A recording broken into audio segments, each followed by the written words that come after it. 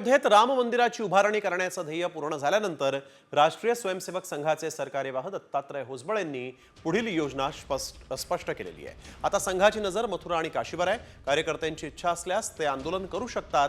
त्या कार्यकर्त्यांना संघटना थांबवणार नाही असं होसबळे यांनी म्हटलंय।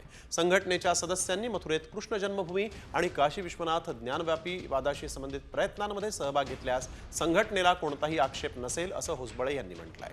दरम्यान सामाजिक कलह निर्माण होऊ नयेत याची काळजी घ्यायला हवी असंही होसबळे यांनी पुढे म्हटलं।